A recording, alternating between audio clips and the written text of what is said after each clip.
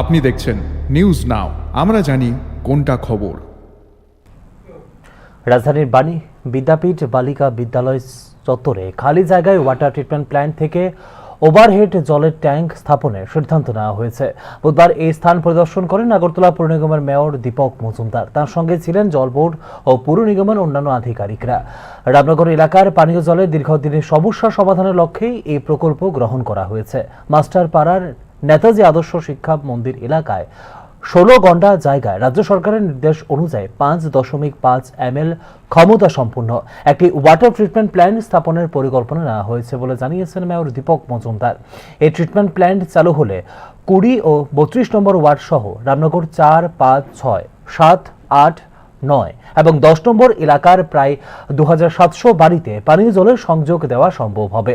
প্রায় 22 কোটি টাকা ব্যয়ে এই প্রকল্পের অংশ হিসেবে বাণী বিদ্যাপীঠ বালিকা বিদ্যালয়ে নির্মিত হবে ওভারহেড এই ট্যাঙ্ক।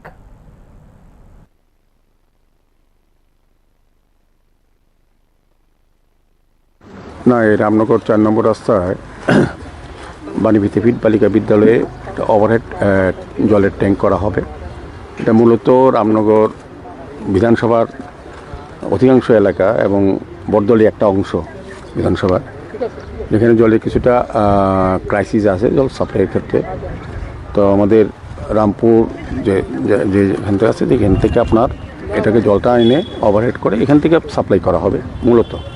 আর অন্যান্য বিষয় আছে, তারা যেভাবে হোক রামনগর বিশেষ করে 7, 8, 9, 10-এর পিছন যে জায়গাটা, এটা জলের একটা ক্রাইসিস আছে এবং তরুণ সংঘের সামনে যে জায়গাটা, স্পোর্টিং ক্লাবের পিছনে জায়গাটা এবং 16 নম্বর ওয়ার্ডের কিছু কিছু অংশ জলের ফ্লো কম বা কিছুটা ক্রাইসিস আছে। সেদিকে লক্ষ্য রেখে আমাদের সারা আগরতলা শহরেই বিভিন্ন ওয়ার্ডে কিছু কিছু জায়গায়, সব জায়গায় না, কিছু কিছু জায়গাতে জলের যে সমস্যা, পানীয় জলের বিশেষ করে সাপ্লাই যে সমস্যা, সেগুলি মেটানোর জন্য আমাদের রাজ্য সরকার বিশেষ করে ত্রিপুরা জল বোর্ড বিশেষ কিছু উদ্যোগ গ্রহণ করেছে। এবং আমার আশা যে আমাদের প্রায় যত হাউস হোল্ড আছে আগরতলা শহরে, কিছু দিনের মধ্যে আস্তে আস্তে আমরা সমস্ত বাড়িতেই বিশুদ্ধ পানীয় জলের কানেকশন দিতে পারবো। কানেকশন আছে, মানে সাপ্লাই সাফিসিয়েন্ট, দুবেলা যাতে ভালো জল পায়, বিশুদ্ধ পানীয় জল, সেই ব্যবস্থা করা হচ্ছে। তো বিভিন্নভাবে কিছুদিন আগে কিছু মাননীয় মুখ্যমন্ত্রীর হাত ধরে কিছু প্রকল্প আমরা উদ্বোধন করেছিলাম, যেগুলো সাপ্লাই অলরেডি মানুষ সুযোগ পাচ্ছে।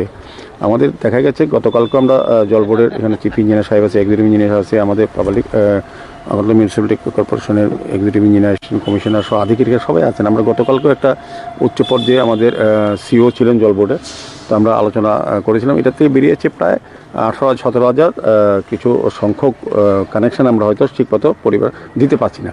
সেটা যদি আমরা এইগুলি কমপ্লিট হয়ে যায়, তো আলটিমেটলি আগরতলা শহরের প্রত্যেকটি বাড়িতেই জলের কানেকশন আছে, যাতে দুবেলা ভালোভাবে জল দেওয়া যায় সেই ব্যবস্থা করা।